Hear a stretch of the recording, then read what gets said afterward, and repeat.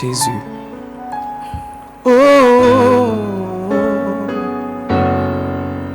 Jéhovah est,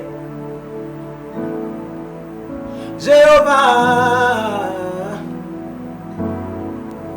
Jéhovah est, Jésus, Jéhovah, oh Jéhovah, tu es élevé, Jéhovah, tu es le Dieu très haut, Jéhovah, tu es élevé, Jéhovah, tu es le Dieu très haut,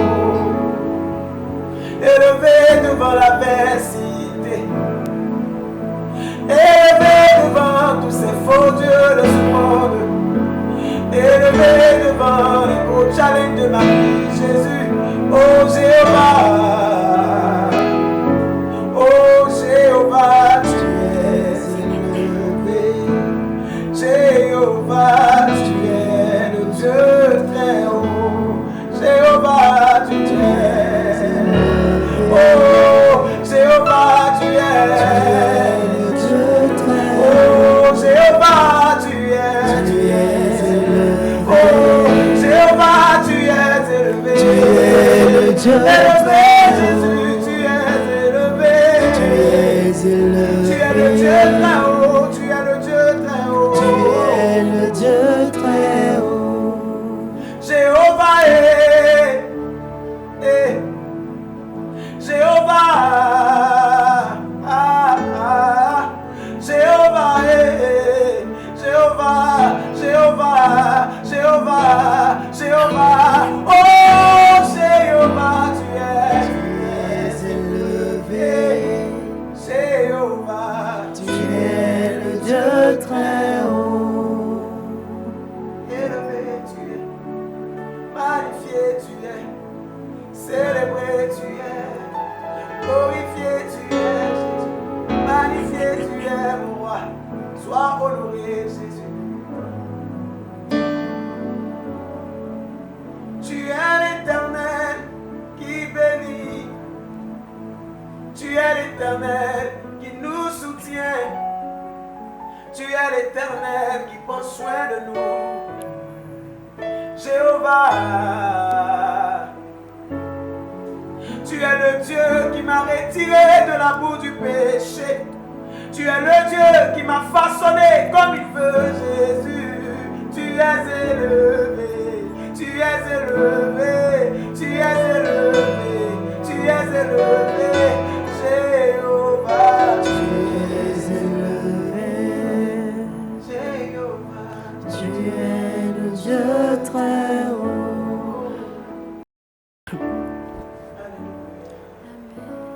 Amen, alléluia, gloire à Dieu. Venez, prosternons-nous et adorons. Fléchissons les genoux devant l'Éternel, notre Créateur. C'est par ce verset du Psaume 95, verset 6, que je nous invite ce matin à déposer nos fardeaux, ouvrir nos cœurs, élever nos voix pour adorer, célébrer et magnifier le Seigneur à travers, bien sûr, Wake Up.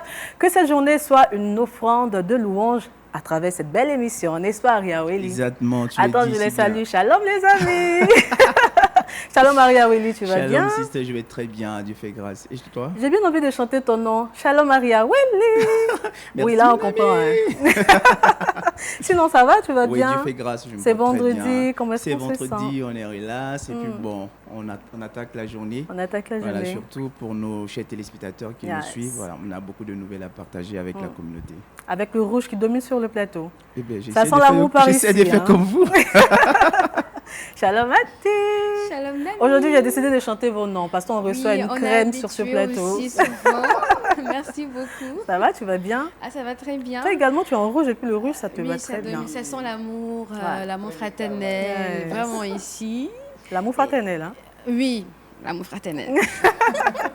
C'est super. Et puis ce matin, nous recevons une crème, une pépite du gospel ivoirien. Il s'agit de Shadrach Loman. Nous l'avons vu nous introduire musicalement dès le démarrage de cette émission. Il est avec nous. Shalom Shadrach. Shalom, Nami. Ça va, tu vas bien? Très bien, par la grâce de Dieu. Lui, il est en blanc, nous sommes en rouge. Ah, c'est bon, c'est la pureté sur ce plateau. Sinon, tu vas bien? Oui, Dieu fait Qu'est-ce que ça te grâce. fait d'être à Wake Up?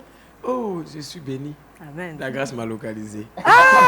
Amen. Nous également, on a été localisés ce matin. C'est super. Installe-toi bien. Et puis ce vendredi, nous refermons la semaine avec le pasteur Christian Blanc, pasteur des Églises Assemblées de Dieu de France depuis 1982. Shalom, pasteur. Shalom. Vous allez bien? Oui, je vais très bien. Le séjour se passe bien, pasteur? Oui, ça va. Ça va. Les mets ivoiriens, tout est bon? Tout est bon. La nuit est bonne, le repas est bon, tout. Le programme est bon. Le programme est bon également. Voilà, C'est bon. super, pasteur. Merci beaucoup. Aria Willy, prions avec toi. Éternel notre Dieu, nous voulons te rendre grâce et bénir ton nom pour sa grâce qui s'est déjà manifestée dans nos vies. Nous voulons que tu nous conduises au nom de Jésus-Christ. Amen. Amen. Au commencement était la parole était avec Dieu et la parole était Dieu. C'est par ce verset de Jean 1, verset 1 que nous ouvrons officiellement la toute première rubrique de cette émission. Méditons ensemble.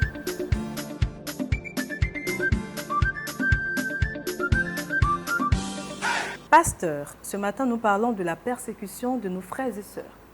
Oui, c'est exact. D'accord. Alors, j'allais presque oublier le sujet en écoutant le chant tout à l'heure. Ça me transportait, j'avais l'impression d'être à, je ne sais pas, quelques deuxième, troisième, quatrième ciel. Je ne sais pas combien il y en a, ou septième même. Et j'allais oublier qu'il y a des frères et sœurs qui, pendant ce temps où nous nous réjouissons ensemble, où nous louons le Seigneur ensemble, et librement, on ne se cache pas pour le faire, parfois à quelques centaines de kilomètres, voire à des milliers de kilomètres, il y a des frères et des sœurs qui, eux, se cachent, se dissimulent, et chaque fois qu'ils chantent un chant comme celui-ci, ou qu'ils disent connaître la Bible, ou qu'ils osent exprimer leur foi, ils risquent la prison, ils risquent la mort même. Et étant membre de l'ONG Porte Ouverte, donc je reste sensible à l'index de persécution qui sort chaque année en janvier, et on découvre que chaque année, la persécution de nos frères et sœurs augmente. Régulièrement, ça augmente. Dans le top 5 des pays qui connaissent une persécution sévère, donc la Corée du Nord, évidemment, mais la Somalie, c'est en Afrique, sur le continent africain. Bon, bien sûr, le Yémen, au Moyen-Orient, mais il y a aussi la Libye, sur le continent africain. Le Soudan, c'est toujours le continent africain. Ces trois pays sont dans le top 5. Et cette année, le Mali vient de rejoindre le top 15. Et donc, on voit bien que ça continue. L'apôtre Paul, dans l'Épître aux Éphésiens, explique le grand dessein de Dieu, la grâce de Dieu, le salut par Jésus-Christ, etc. Et puis, il décrit son rôle dans ce dessein, où il se décrit comme l'apôtre envoyé par Jésus-Christ. Mais cet apôtre, et il le dit, connaît quelques souffrances. Tout n'a pas été simple pour la proclamation de l'Évangile. Et l'évangéliste Luc nous raconte comment l'Évangile est allé de Jérusalem jusqu'à Rome, du chapitre 1 jusqu'au chapitre 27. Et on découvre que ce cheminement de l'Évangile n'a pas toujours été dans des conditions faciles. L'apôtre Paul a connu plusieurs fois la prison, il a connu plusieurs fois des jets de pierre, une fois il a été lapidé et on a cru même qu'il était mort. Plusieurs fois il a rencontré des hostilités farouches de la part de ses contemporains juifs. Et lorsqu'il écrit aux Éphésiens, et qu'il parle donc du grand dessein de Dieu et de son rôle dans ce dessein, il parle aussi de sa souffrance et il se décrit comme le prisonnier du Christ Jésus pour les païens. Le prisonnier du Christ Jésus. Oui, plusieurs reprises, il a été enfermé et on a toute une lettre qui a été écrite lors d'un emprisonnement sévère à Rome. C'est la deuxième épître de Paul à Timothée, où il parle de ses souffrances, de sa solitude et de beaucoup de difficultés. Mais en même temps qu'il décrit ses souffrances, il ne s'apitoie pas sur son sort et il ne demande pas aux chrétiens de s'apitoyer, de larmoyer sur sa situation. Au contraire, il paraît comme un soldat droit dans ses bottes, un soldat qui est fort, solide et qui reste toujours malgré tout le témoin de Jésus-Christ. Il leur écrivait ceci aux Éphésiens: « Je vous demande de ne pas perdre courage à cause de mes tribulations. » Pourquoi parler donc de l'Église persécutée ou de nos frères et sœurs qui sont persécutés? Bien parce que il faut se souvenir d'eux. La Bible dit que nous devons nous souvenir d'eux et prier pour eux. Ils ont besoin du secours de Dieu, ils ont besoin de la grâce de Dieu, ils ont besoin de l'aide du Seigneur. Pourquoi penser à eux? Pourquoi en parler? Parce qu'on ne veut pas que ça reste silencieux. On tient à ce que le monde soit informé que de nombreux chrétiens, 388 millions de chrétiens, sont persécutés dans le monde. Ça ne peut pas passer sous silence, ce n'est pas possible.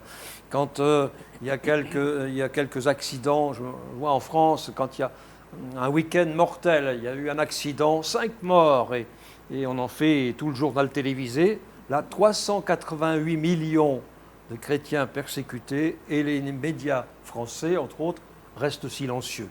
Mais on pourrait parler de bien d'autres médias dans le monde qui n'évoquent jamais, jamais, jamais la souffrance, la persécution, voire la mort de ses frères et sœurs. Pourquoi parler de l'Église et des chrétiens persécutés? Bien parce que Jésus en a parlé lui-même, il n'a pas caché la vérité. Il a dit, le chemin sera difficile, mais prenez courage, j'ai vaincu le monde. Pourquoi en parler? Bien parce que nous avons besoin d'encourager l'Église d'une manière générale, et les frères et sœurs qui sont dans ces pays où la persécution est difficile sont très heureux lorsqu'ils sont visités par certains pays, certains chrétiens d'Occident, sont très heureux d'apprendre qu'on parle d'eux dans le monde occidental, qu'on prie pour eux dans le monde occidental, parce qu'ils sont généralement enfermés dans des bulles, ils ne reçoivent aucune information, et quand quelqu'un franchit la frontière, les rencontre, il leur dit « Nous prions pour vous, nous pensons à vous, nous parlons de vous », ils sont encouragés et fortifiés.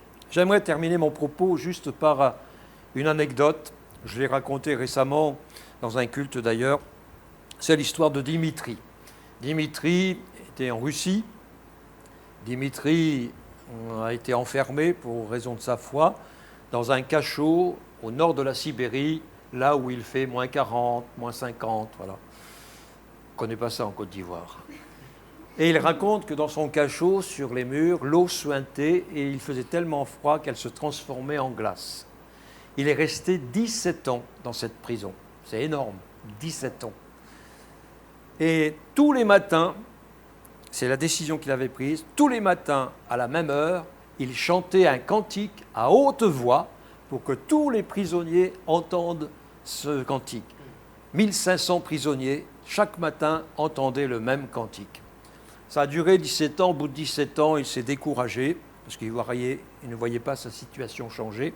Et les gardiens de la prison sont venus le voir, leur ont dit « c'est pas la peine de continuer, mon brave, ta femme est morte, tes enfants sont exilés, tu es tout seul, tu perds ton temps. » Et là, il a baissé les bras et il a dit aux gardiens « bon, je vais renoncer à ma foi en Jésus, je suis prêt à signer un papier.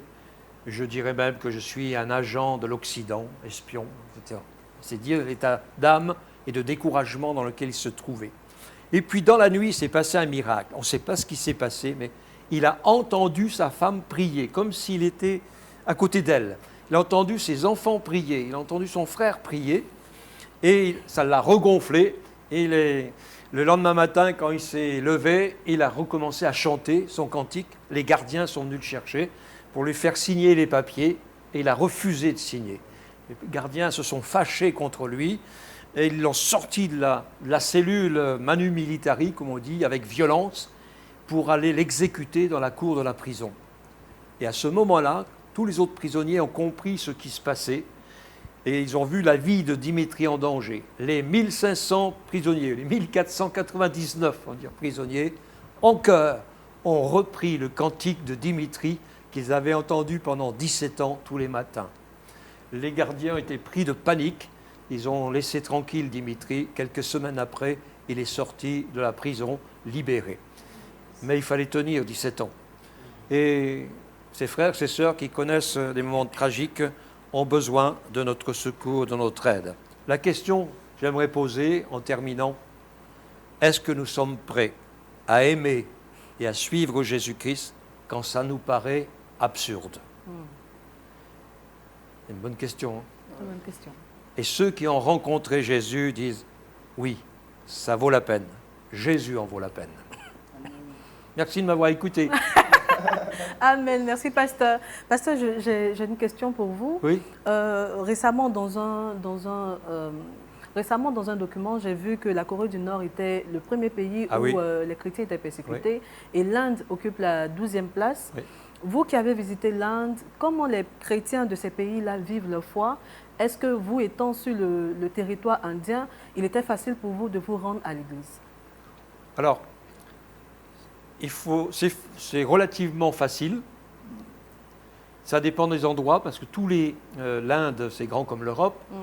C'est un pays donc, fédéral et il y a différents États. Alors, il y a des États où la persécution est très, très sévère. Je pense au Gujarat, par exemple, l'État du Nord-Est, près du Pakistan. Les États du Nord sont assez violents. Au Sud, c'est plus soft, encore, bon, il faut faire attention.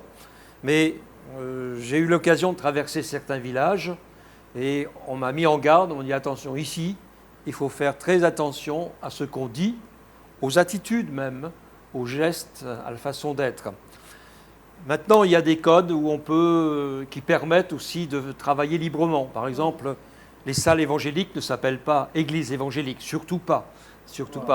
Mais on écrit salle de prière. Et là, salle de prière, tout le monde accepte, parce que même les hindous acceptent les salles de prière, les musulmans aussi. Mais si on écrit église évangélique, alors là, elle va flamber, quoi. Elle va flamber. Maintenant, il y a des endroits où c'est compliqué. On sait qu'il y a un missionnaire australien ou américain, je ne sais plus, qui a été brûlé vif dans sa voiture avec ses enfants. Ils l'ont arrosé d'essence, ils ont mis le feu. Et personne n'est venu les secourir. Ils sont brûlés vifs dans la voiture, sous les yeux des habitants, et personne n'a bronché. Donc il y a des endroits extrêmement compliqués. Maintenant, j'ai eu l'occasion de vivre certains cultes en Inde où il y avait une présence de l'esprit extrêmement forte, très forte, au point qu'on avait l'impression qu'on pouvait toucher le Seigneur. C'est physique. J'ai jamais vu ça en Europe, j'ai jamais vécu ça en France, ailleurs. Mais là, on avait l'impression qu'on pouvait presque toucher le Seigneur, tellement on sentait une présence forte. Et je me suis fait cette réflexion à la sortie du culte. La police peut nous attendre, même pas peur. Même pas peur. Donc, à la difficulté, Dieu donne la mesure de grâce appropriée. Amen. Voilà. Mais, pasteur, est-ce que l'ONG Porte-Ouverte arrive à apporter son soutien à ces chrétiens qui sont dans les zones très hostiles à l'Évangile? Oui, il y a des relais. Il y a des relais sur place. Bon, on ne peut pas dire comment on procède, mais il y a des relais, il y a des gens qui connaissent. Il y a des réseaux dans les pays, donc des réseaux souterrains, évidemment. Alors, tout est codé, toute la communication est codée. On ne sait jamais où va avoir lieu la réunion. On l'apprend de dernière minute. Et pour aller à 10 km, on en fait 50. On fait tout un tour, on change de bus, on change de voiture, pour arriver à un endroit secret. On vit la foi communautaire de cette façon-là. C'est assez compliqué. Mais dans ces pays-là, l'Évangile continue d'avancer. Il y a des chrétiens en Corée du Nord, il y a des chrétiens actuellement en Iran qui sont en très mauvaise posture, en Iran actuellement, vu le climat politique. Mais il y a un grand réveil en Iran, il y a un grand réveil en Chine. C'est assez extraordinaire. Alors j'ai lu dans un livre, juste je termine là, j'ai lu dans un livre une anecdote d'un missionnaire américain qui est allé bien sûr clandestinement en Chine et il s'est retrouvé dans une convention pastorale évidemment clandestine et il parlait avec un pasteur, il avait repéré un jeune pasteur brillant, dynamique, enthousiaste et il lui dit ah voilà, c'est là voilà quelqu'un qui est prometteur, un ministère prometteur. Et le pasteur chinois plus âgé lui dit oui, il a du potentiel, il a des grandes qualités, mais il n'a pas encore fait de prison. Pour être reconnu pasteur et se voir confier une église, il faut avoir fait 3 ou 5 ans de prison et en prison avoir implanté une église. Donc c'est dire les conditions d'exercice de la foi dans ces pays. Mais ils vivent avec ça, ils savent que c'est leur quotidien, et ils vivent avec ça, mais ils ont besoin de savoir qu'à l'Occident, on prie pour eux, on pense à eux, et on défend leur cause. Amen. Merci beaucoup, pasteur. Waouh, c'est pas facile. Shadrach, réaction. Vraiment, je peux dire que nous avons la grâce. Vraiment, Parce que vraiment. vivre ça, c'est eux qui vivent vraiment la foi chrétienne. Mais ça, c'est autant ancien. Mais que Dieu les fortifie. Et puis, comme le pasteur a dit, on prie pour eux aussi dans le secret. Je pense que Dieu va faire grâce. C'est son œuvre qui doit avancer. Donc, il va disposer les moyens qu'il faut. Amen. Merci beaucoup, Shadrach. Pasteur, on va prier. Seigneur notre Dieu, notre Père, nous sommes heureux de t'appartenir, de te connaître. Et ta révélation a changé toute notre vie, elle a changé notre mentalité, elle a changé notre destin. Et nous en sommes profondément reconnaissants. Nous sommes reconnaissants pour les richesses de ta grâce que tu as répandues dans nos vies.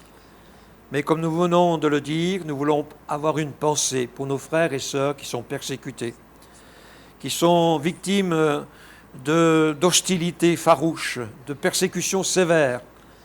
Nous pensons à ceux qui sont peut-être plus près de nous, dans notre propre pays, et qui sont persécutés par leur famille, non pas par l'État, ni par l'administration, mais par leur propre famille. Oui, tu nous l'avais dit, tu l'avais annoncé, le chemin du salut est un chemin difficile, parsemé d'épreuves et parsemé d'hostilité, mais tu nous as fait la promesse de la victoire. Tu nous as promis de nous entraîner dans ton triomphe. Alors Seigneur, nous sommes pleins d'espérance et pleins de joie de t'appartenir, car tu en vaux vraiment la peine. Tu es un maître incomparable. Amen. Amen. Amen. Merci, pasteur. Culture Actu, c'est avec Aria Willy.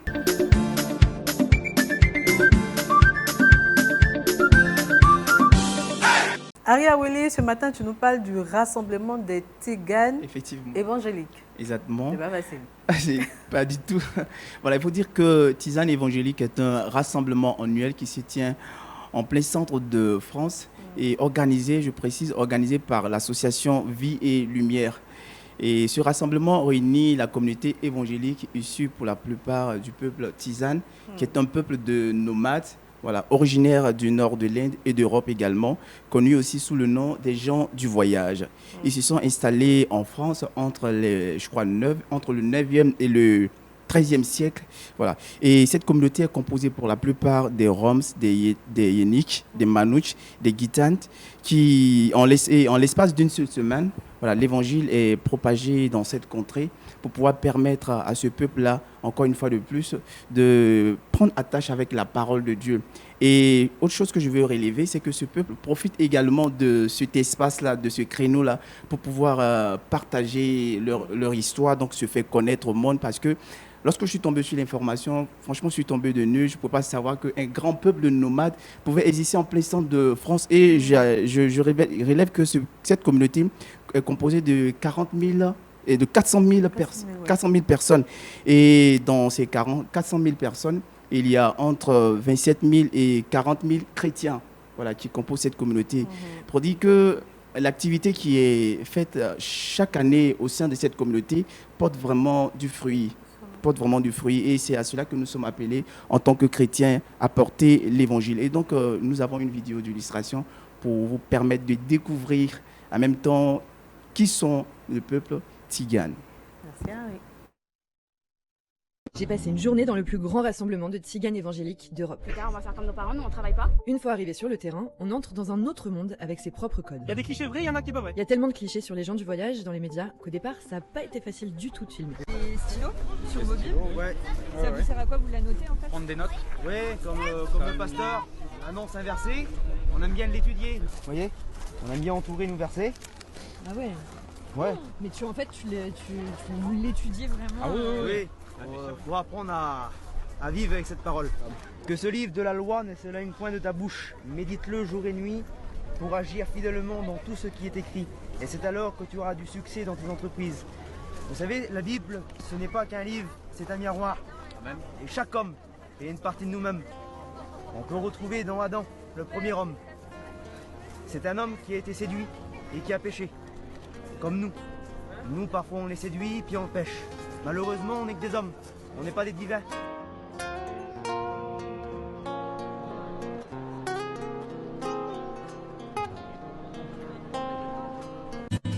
Rends-moi capable de t'apporter la reconnaissance de mon cœur.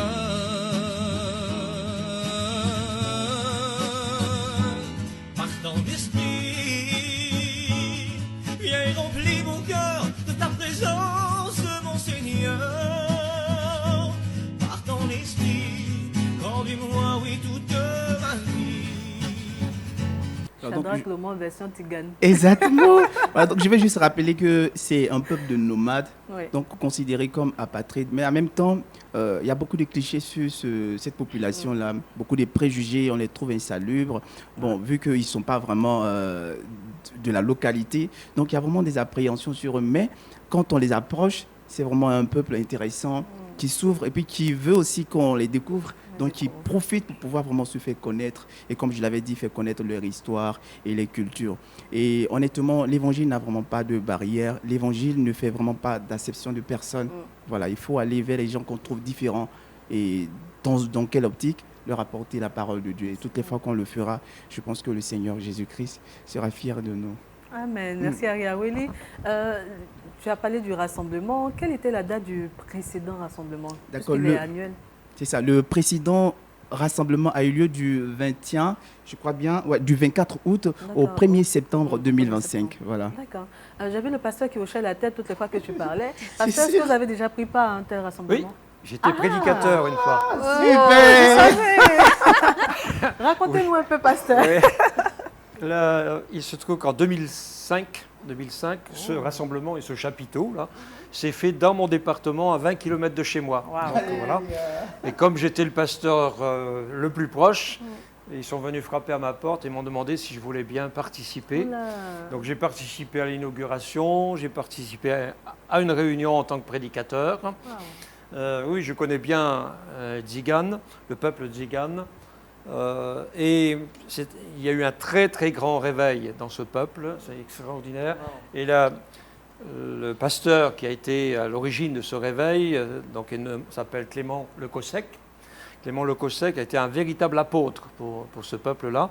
Et quand je vais en Inde, c'est avec les fils de M. Le Cossec, parce que justement, il a fait une très très belle œuvre aussi en Inde parmi les Tziganes indiens.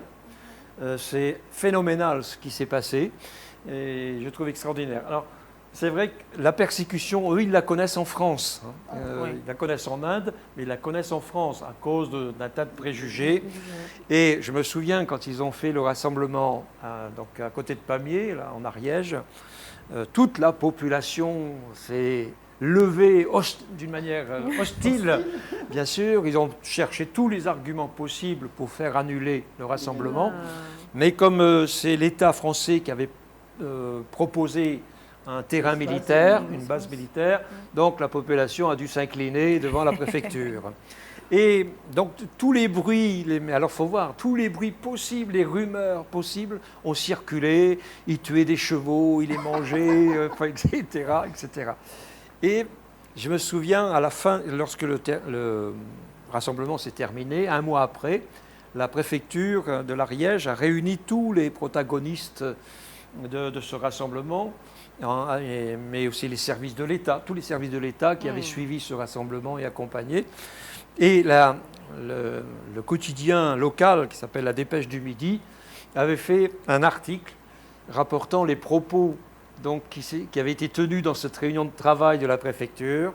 Il disait ceci, la police, je ne sais plus si c'est le commandant, je ne me rappelle plus, le responsable de la police disait « En 2005, il y a eu moins d'incivilité à Pamiers qu'en 2004. » Donc c'était un message qui était envoyé. Oui. Donc voilà, ils avaient bien encadré le rassemblement.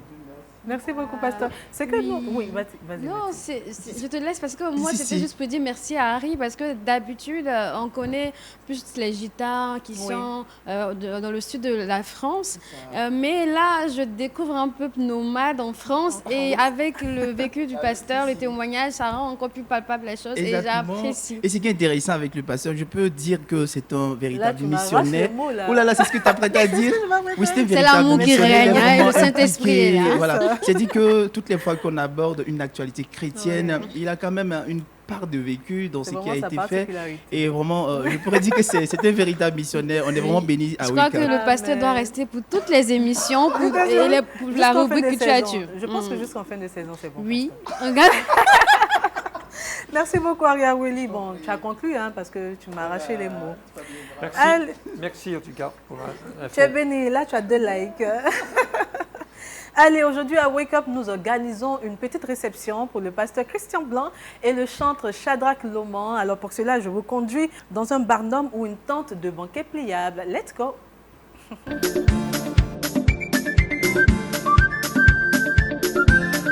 C'est fou comment les Chinois sont forts pour innover. Des entrepreneurs ont créé une tente de banquet pliable. Ils peuvent l'installer n'importe où. Dans les parcs, les rues, pour des mariages. Bref, c'est hyper pratique. En quelques minutes, la tente peut s'étendre jusqu'à 30 mètres, accueillir tout ce qu'il faut pour un event, puis se replier en étant hyper compact. C'est ingénieux, portable, et clairement, c'est une méga idée de business pour les personnes qui souhaitent faire de la location pour des events.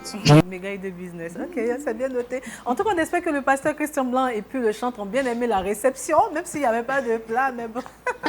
On pourrait faire l'animation, le show. L'homme ne vivra pas seulement de pain, voilà. Allez, Mathie. Alors, j'ai quelques informations. Bon, on va juste donner les avantages donc, de cette tente pliable. Le rôle de la tente, c'est juste, c'est multiple. Donc, je vais essayer d'aller au maximum, enfin au minimum.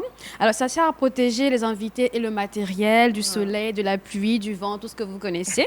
À créer un espace ombragé et confortable en extérieur. Donc, on est à l'abri du soleil et de la pluie. Et délimiter aussi un lieu pour un événement. Donc, si le lieu est restreint, ou si, comme on a vu avec un culture avec Harry, il faut se déplacer en un mobil-homme et tout, c'est avantageux parce que on peut tout accéder à tout à l'intérieur, mais tout est pliable. Et puis, ça donne aussi un cadre organisé et élégant à la cérémonie. Vous avez vu, c'est très joli. Oui, très joli. Et puis, ça facilite aussi l'installation. Elles sont rapides à monter, démonter et transporter. Et enfin, elles s'adaptent à plusieurs usages. Donc, mariage, funérailles, fêtes, foires. Et puis aussi, réunion, culte en plein air. Bientôt le wake-up. Bientôt. Bon, c'est pas...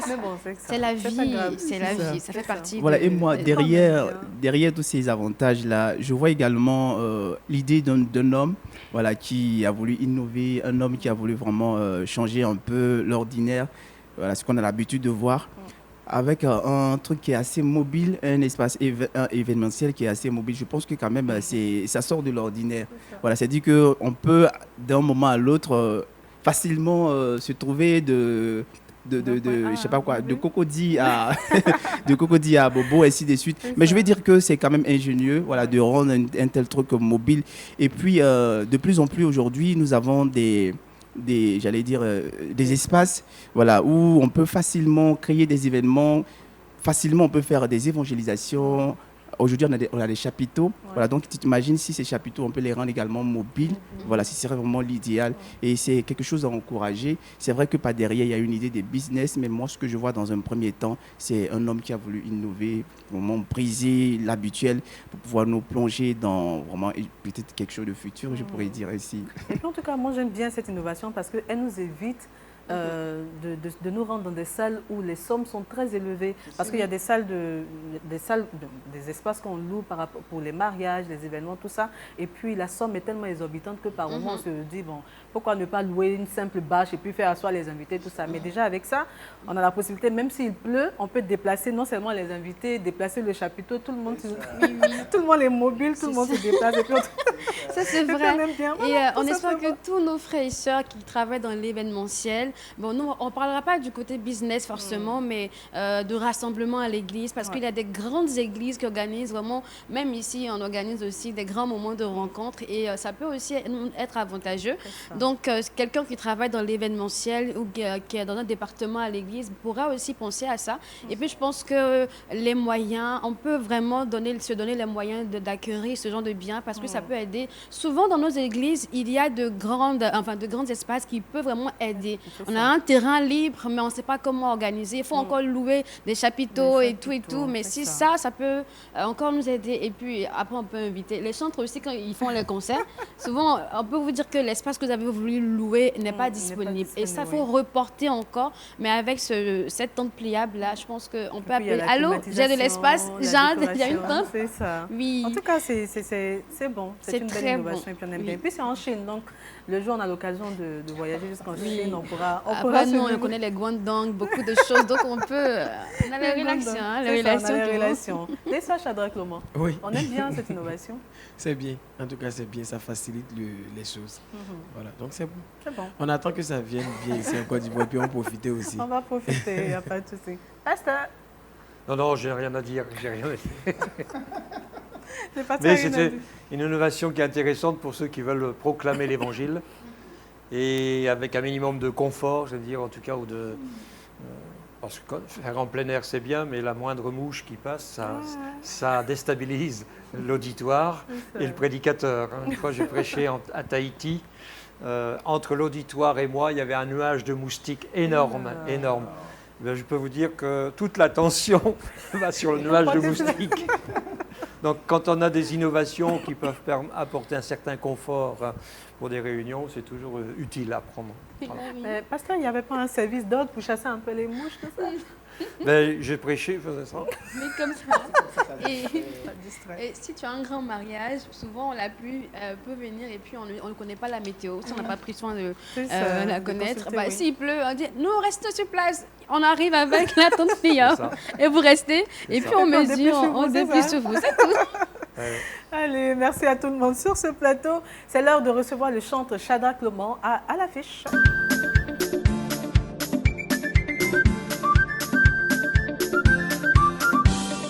À l'état civil, vous êtes Monsieur Kwame Shadrach Loman, alias Shadrach Loman.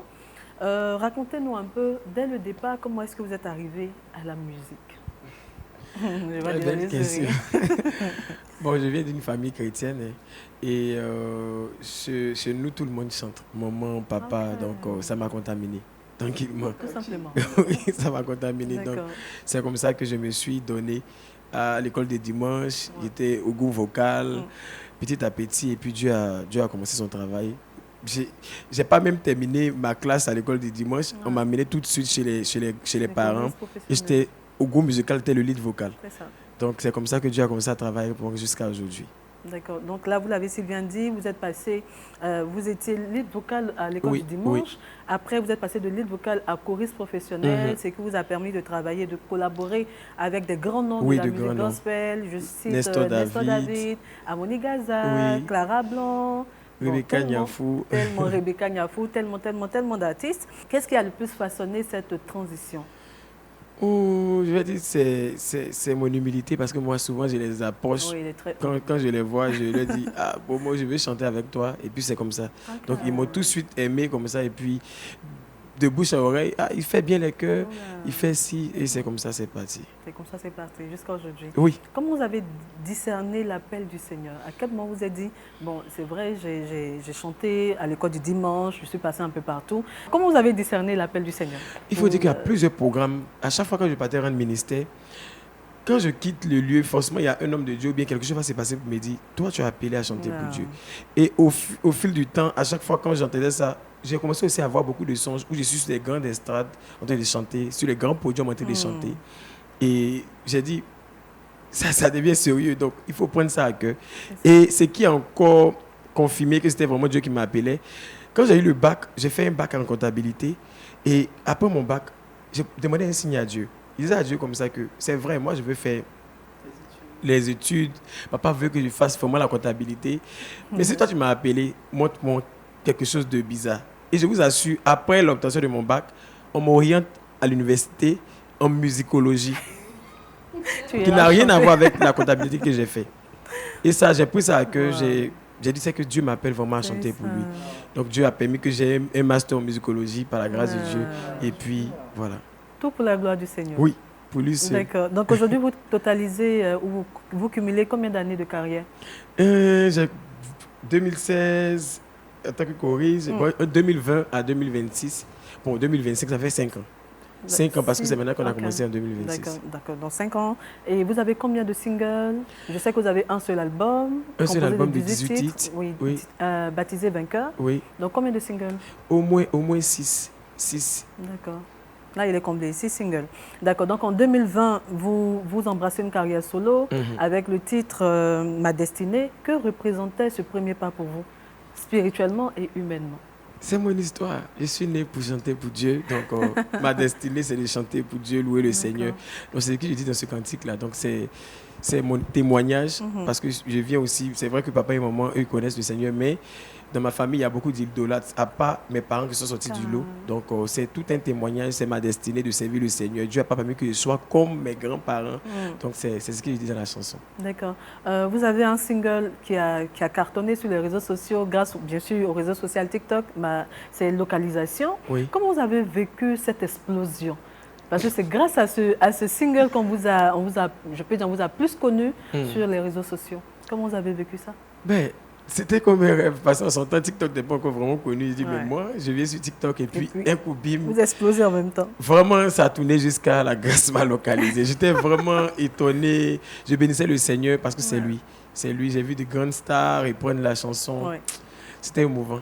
Oui, et puis je crois que Simian Tatou a repris votre chant. Prophétie. Oui, Prophétie. Mais qu'est-ce que ça vous a fait de voir un grand nom de la musique reprendre votre single? C'est tout un plaisir. C'est tout un plaisir. On bénit le Dieu. Lui seul, c'était pas évident.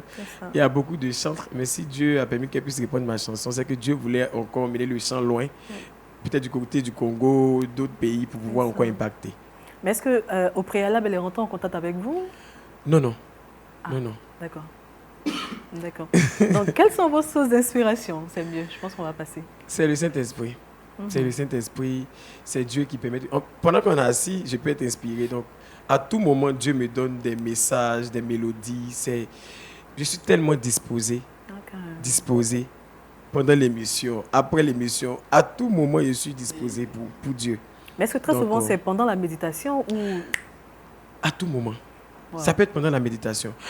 Principalement, mon cantique, c'est maintenant que mon histoire commence, que je chante souvent. C'est un cantique où j'ai reçu ça en plein programme. Ce n'était même pas prévu dans ma liste de chants. Et une servante de Dieu rendait son témoignage. Elle est passée par beaucoup de choses et elle pensait que son histoire était finie. C'est là que Dieu me met à l'oreille. J'entends, c'est maintenant que son histoire commence. Et je monte. J'ai dit, bon, on va laisser ma liste. Pianiste, on laisse ma liste. Je chante un nouveau cantique. Et quand j'ai commencé à chanter, je vous assure, des vies ont été impactées. Des personnes ont commencé à être délivrées. Beaucoup de choses sont passées ce jour-là. Et moi aussi, ça m'a impacté. Donc, c'est de là que Dieu a fait grâce. J'ai commencé à faire les voyages. Dieu a fait grâce. Donc, c'est comme ça que Dieu fait. C'est super.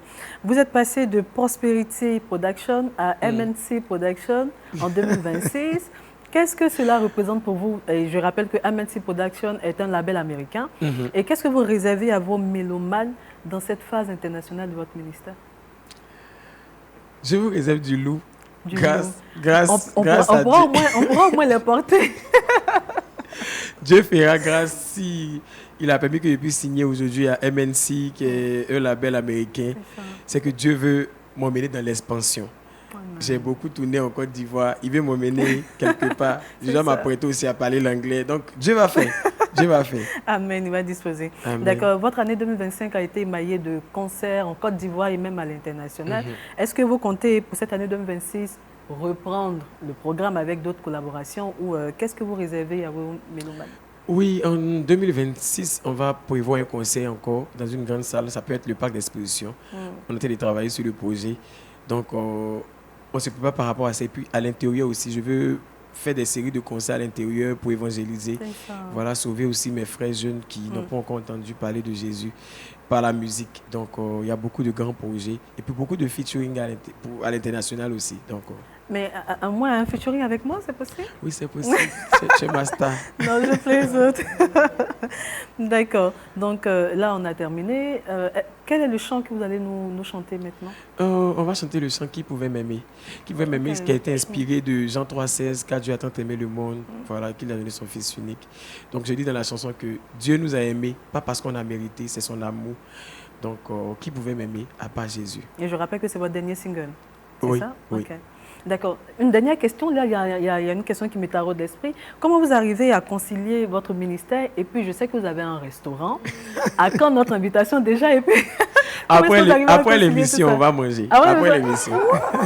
Déjà là, c'est déjà une bonne nouvelle. C'est pas facile de gérer tout ça du moment que c'est tout nouveau. Donc, en tant que bon DG, il faut voir comment ça se passe, comment ça, pour que quand je bouge, pardon, je peux avoir au moins les yeux, savoir ce qui rentre, ce qui sort. Donc, c'est pas facile, mais on maintient. En semaine, je suis tout le temps au restaurant. Et les week-ends, je vais rendre ministère. Voilà. Donc, c'est pas facile, mais on gère. Donc, déjà, aujourd'hui, pour l'invitation, nous avons combien de plats? Il y a le pasteur qui est là, il aime bien la tchéké. Hein? Ah bon? On fait du bon gaba de Solomon. Donc, on va gérer ça. D'accord, il n'y a pas de souci. Donc, vous avez toute la place pour nous fredonner votre deuxième chant. Ok, vas-y.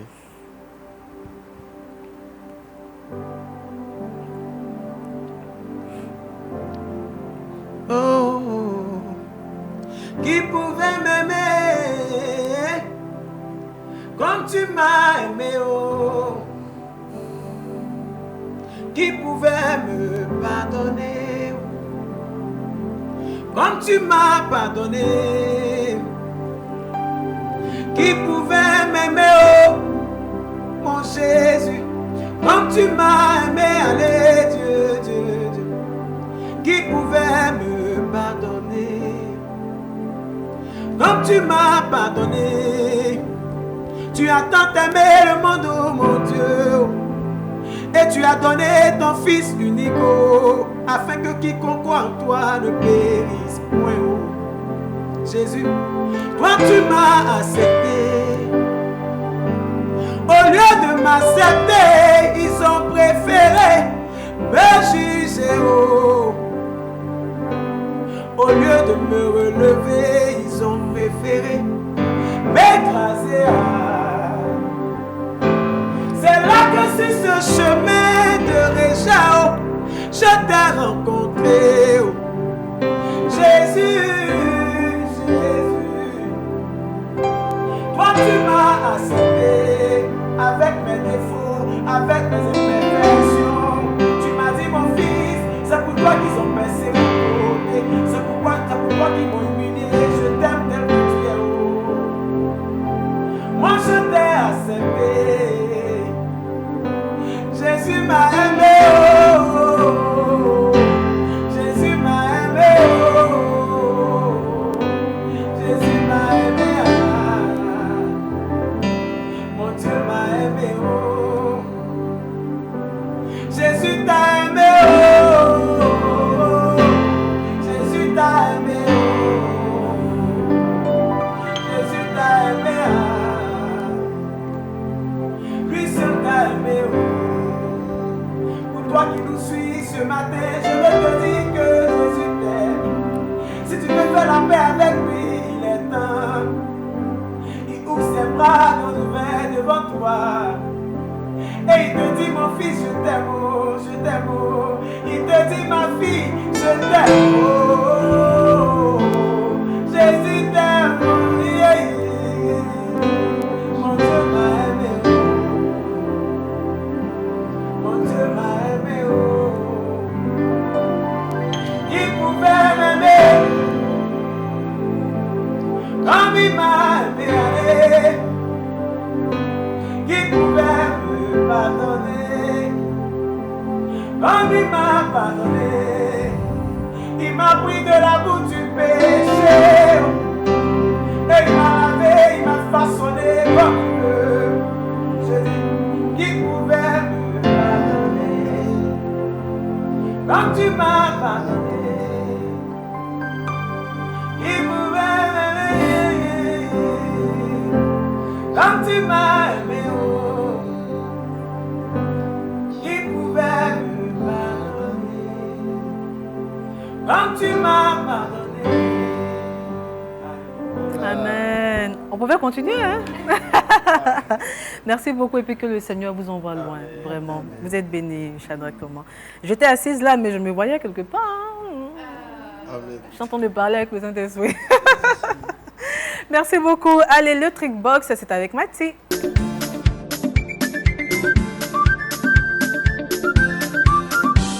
Astuce de la ceinture qui tient fermement sur le pantalon.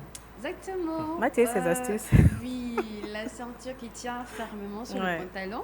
Alors aujourd'hui, je vais m'adresser à toutes les wake-upiennes. Je vais laisser de côté les wake-upiens pour après. Hein? On va voir après. Je pense que majoritairement, toutes les femmes, enfin pas toutes les femmes, mais en général, on a toutes un pantalon dans nos placards.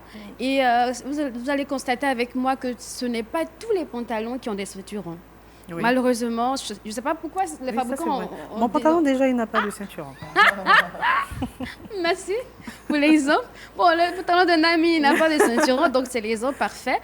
Bon, tous les pantalons, ou même ou bien les jeans, n'ont pas de ceinturon. Et souvent, ça peut être inconfortable. On peut s'habiller, mais on remarque qu'il y a de la place, donc on y ajoute une ceinture pour une sécurité parfaite. Mais aussi, quand on y ajoute la ceinture, souvent aussi, puisqu'il n'y a pas de ceinturon, ça ne tient pas fermement. Et quand on s'habille, on peut être vraiment désagréable, souvent gêné. Souvent, l'humeur même est aussi contaminée. J'ai déjà vécu ça, donc je me ressens. Non, mais c'est de toi que je parle aujourd'hui. C'est de moi que tu parles. Je pense que l'astuce d'aujourd'hui, c'est vous, Nami. Donc, je reviens à mon astuce. Ça peut vraiment être désagréable en journée de s'habiller et puis de savoir que la ceinture ne fait que monter ou descendre, montre qu'il n'y a pas de ceinturon. Et donc, l'astuce, c'est pour toutes les wake-upiennes qui subissent ce genre de choses, de pression avec la ceinture ou bien le pantalon. Bon, ce qu'on va faire, c'est que comme il n'y a pas de ceinturon, on va plutôt ouvrir vous voyez le petit trou qui sert enfin, le trou où on met le bouton. OK. Voilà, on va prendre la ceinture et on va plutôt utiliser l'ardillon de la ceinture. Pour ceux qui ne connaissent pas l'ardillon, c'est le petit pic en métal qui sert à faire entrer donc, dans la boucle de la ceinture. Et on va ouvrir la ceinture, on prend l'ardillon et on fait passer dans le trou du pantalon à la place du bouton. Donc on laisse le bouton. Voilà, je sais que tous les pantalons ont un bouton. On laisse le bouton, on fait passer donc l'ardillon dans le trou et on met directement, on l'accroche directement à la ceinture, à la boucle de la ceinture et ça peut tenir fermement sur notre pantalon durant toute la journée. On pourra même courir avec, sauter. Oui, on peut sauter. Même on peut manger, il y aura toujours de la place et c'est sûr qu'on peut sauter. Surtout sauter, se déplacer, se mouvoir, voilà. Donc, j'invite toutes les sisters, les wake-upiennes à suivre cette astuce. Et puis, comme d'habitude, nous regardons la vidéo pour nous apprendre.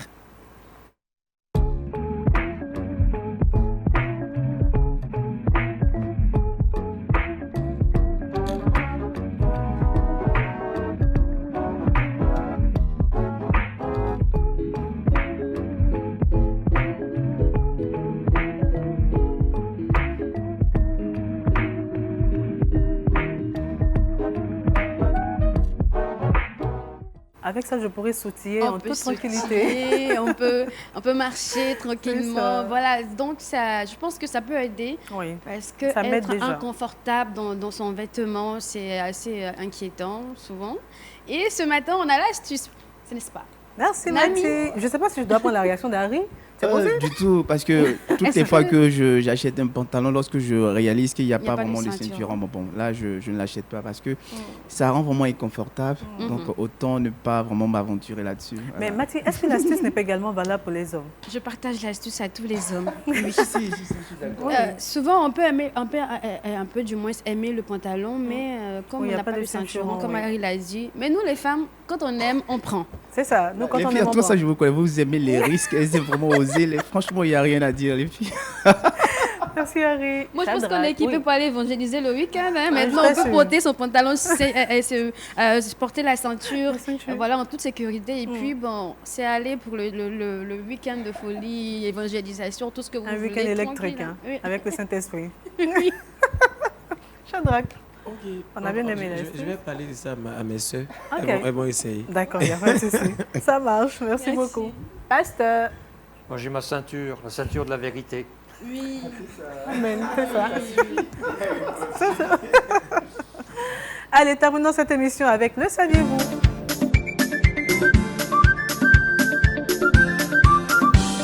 D'accord. Aria Willy, connaissez-vous le pays ayant le plus fort taux d'immigrés? C'est ça, exactement. D'accord. Voilà. D'après de récents chiffres, les États-Unis abritent le plus grand nombre d'immigrés absolus au monde.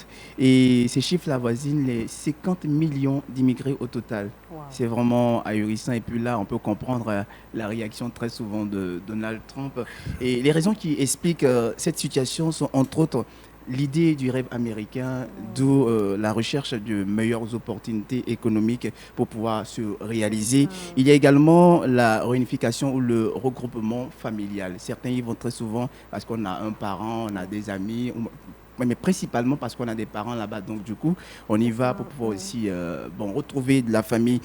Il y a aussi la recherche de meilleures opportunités scolaires et éducatives. Il faut dire que les États-Unis ont vraiment mis en place un très bon dispositif pour s'éduquer, pour pouvoir se former. Voilà. Et donc, étant donné qu'on a cette possibilité là-bas, certains ici rentrent pour pouvoir, pour des formations. Il y a également la fuite de la violence ou de la persécution, pour certains cas en tout cas. Donc il y a certains qui quittent le pays d'origine à cause de la persécution, à cause de certaines violences. Voilà. Mais à côté de cela, il faut dire que proportionnellement à leur population, les pays du Golfe tels que le Qatar, les Émirats arabes, ainsi que le Luxembourg, enregistrent également des taux d'immigration relativement élevés au monde, avec 47% d'étrangers. C'est aussi énorme. Et derrière ces pays que j'ai cités tantôt, nous avons la Suisse, nous avons l'Australie, le Canada, le Singapour, qui sont aussi des pays qui abritent un grand nombre d'immigrés. Et le chiffre que nous avons, ça avoisine les 29%. Wow. Et je vais parler principalement du cas du Canada, qui est vraiment un pays qui reçoit quand même beaucoup de francophones, qui reçoit vraiment beaucoup d'immigrés. Et on bénit les Seigneurs. C'est vrai que pour les habitants, sinon pour les autochtones, c'est vraiment pas facile de recevoir à chaque fois des étrangers. Mais bon, si la politique est favorable à cela, on ne peut que bénir le Seigneur. C'est ça. Moi, en fait, quand tu parlais, j'ai cru que c'était le Canada qui était en tête, vu que ces dernières années, on a eu une explosion dans l'immigration canadienne.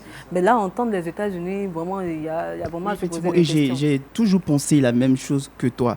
Et ce qui est toujours important, c'est mieux d'aller aux sources pour pouvoir avoir vraiment les véritables informations. Et là, quand j'ai vu les États-Unis, j'ai dit, mais tiens, là, je comprends la réaction de Donald Trump. Vraiment, tu comprends sa réaction. Mais est-ce que ces personnes-là se sont rendues aux États-Unis par la loterie Green Card ou il y a eu d'autres moyens? Bon, là, les raisons que j'avais sont telles que j'ai évoquées.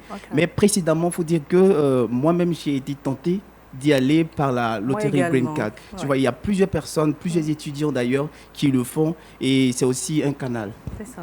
Merci beaucoup, Aria Willy, notre petit Robert. Je t'en prie. Merci, le verset boussole. J'avais oublié ce surnom. Alors, nous allons tout droit dans 2 Corinthiens 4, verset 17, qui nous dit « Car nos légères afflictions du moment présent produisent pour nous, au-delà de toute mesure, un poids éternel de gloire, parce que nous regardons non point aux choses visibles, mais à celles qui sont invisibles, car les choses visibles sont passagères et les invisibles sont éternelles. » Amen. Merci Mathie. Merci Harry. Merci pasteur. Merci. Que Dieu vous bénisse. Merci beaucoup. Et Amen. vous aussi. Amen, pasteur. Merci beaucoup. Merci à vous également, amis fidèles de Wake Up. Nous vous laissons en compagnie du chant de Shadrach Loman. Bye bye. Bon week-end.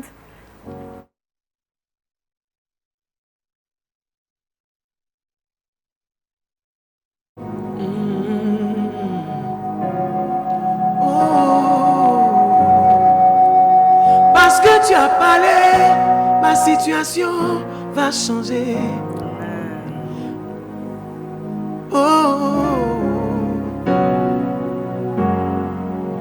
Parce que tu as parlé, ma situation va changer. Parce que tu as parlé, ma situation va changer. Étant dans la barque, la tempête a commencé à souffler. Tes disciples paniquaient, mais tu étais déjà endormi. Et quand tu t'es levé, tu as ordonné à la tempête de se calmer. Parce que tu as parlé, la tempête a obéi à ta voix. C'est quelle tempête de ma vie que toi tu ne peux arrêter? C'est quel souci de ma vie que toi tu ne peux calmer? C'est quelle épreuve de ma vie que toi tu ne peux arrêter? Jésus, oh, parce que tu as parlé, ma situation va changer. Quand tu ordonnes, la chose existe. Quand tu te lèves, tout se disperse. Une seconde dans ta présence suffit pour guérir les cœurs. Papa, faut parler, ma situation va changer. Parce que tu as parlé, oh, va changer. Parce que tu t'es levé, ma situation va changer. Parce que tu as donné, ma situation va changer.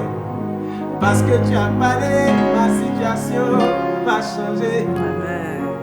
Tu m'as confirmé ce qu'on m'avait dit de toi, Jésus. Seigneur, ta bonté me dépasse.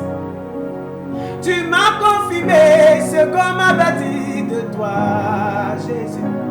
Seigneur, ta bonté me dépasse. Ça me dépasse, ça me dépasse,